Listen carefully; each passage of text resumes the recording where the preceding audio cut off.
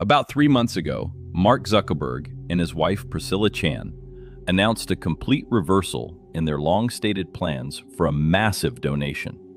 As we all know, they had previously said they intended to donate 99% of their Facebook shares to their own foundation. But in this latest announcement, their thinking had completely changed. This change angered many people who saw it as an entirely wrong plan. What was actually being communicated was this. This billionaire family was steering the conversation away from the topic, saying in their own words, "We are now pivoting entirely toward AI-powered biology for our next move." What this ultimately resulted in is the following.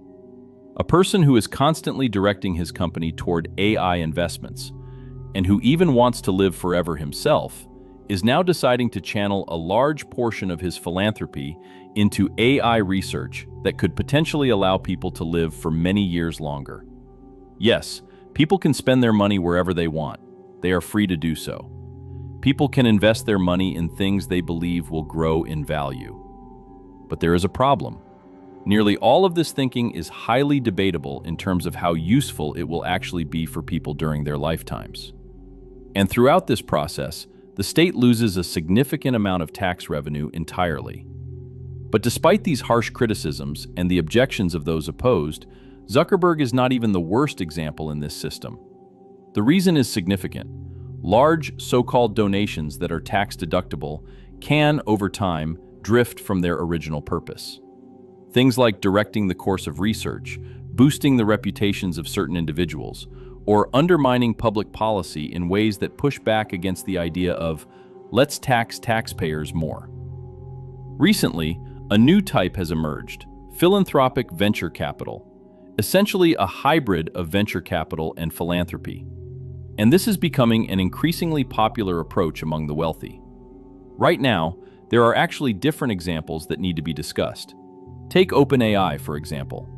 If you remember, when it first became known, it was specifically stated that it was a non-profit organization and that its research would be entirely for the benefit of humanity.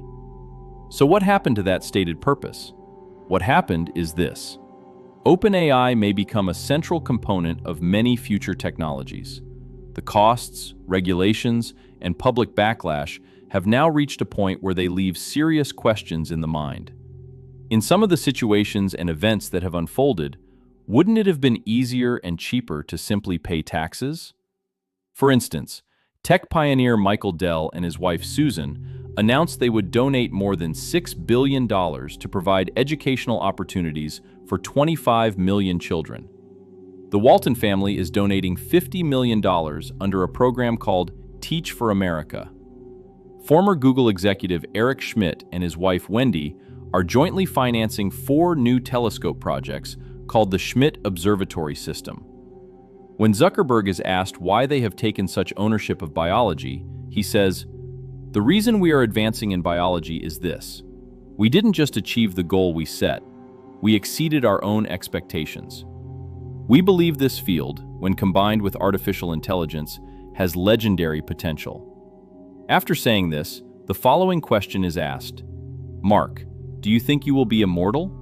His answer, "That's a very interesting question. First, I want to say something. I read the comments and I know many people find me pessimistic. Some friends have even told me I'm acting like the Grinch.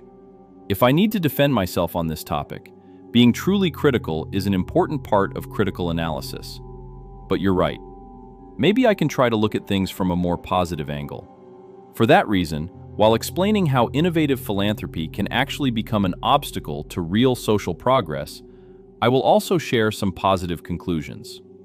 Before we begin, we actually need to find answers to 3 big questions. According to data researched by Giving USA, total donations to nonprofit organizations in 2024 reached exactly $593 billion. The 2025 analysis hasn't been shared yet, but it's clear this figure is growing day by day. On the surface, this looks like a very good thing. Donations to such institutions both eliminate social problems for the public and increase the possibility that people will become at least somewhat more conscious. There is another positive aspect. If donations can be made, it actually shows that their financial situation is good. Looking at today, the real problem is this.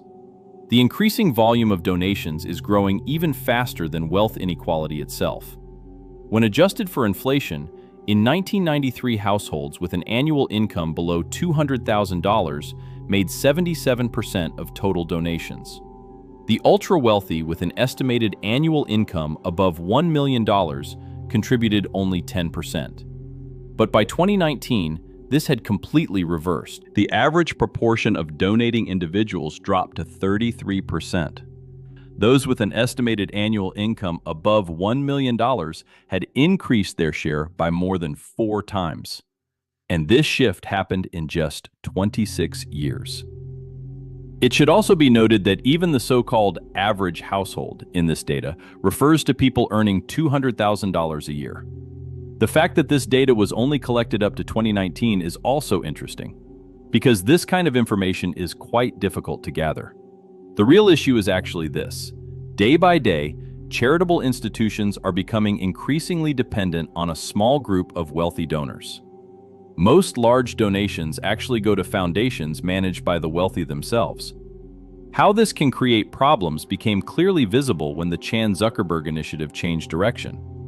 When they stopped funding existing social projects and pivoted towards scientific research, a school that was entirely under their donation umbrella shut down in a single day. This caused 400 innocent students to be displaced. When facing the press, it was said the school was closed because it could not be funded and had fallen short. The confusing part is this. How can a school they were funding not be funded? Wasn't it theirs to fund? In these kinds of situations, the following truth must not be forgotten. Most of these donation projects, even if not directly, run on taxpayer money. Not directly from the state's coffers, but through the tax revenues the state forgoes. If there was a need for such a school for those innocent children, even a tiny fraction of the tax advantages given to Zuckerberg's institute would have been more than enough to fund that school publicly.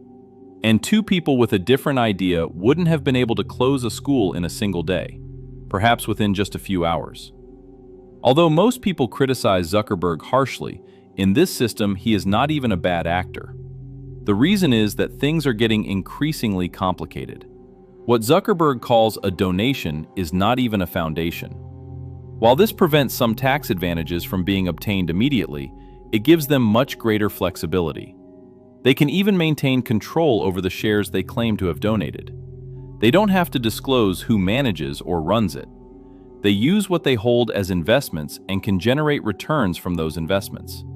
They can even make direct political donations. To be fair, even though this arrangement operates like a private company, it is still more graceful than expected. It creates a model for other billionaires who haven't yet come into the spotlight to use similar opportunities. And after all of this, they are not completely exempt from taxes either. That's why it's important to understand how money is processed, earned, and financed. The question left in our minds is this: at what point would it simply be easier to just pay taxes?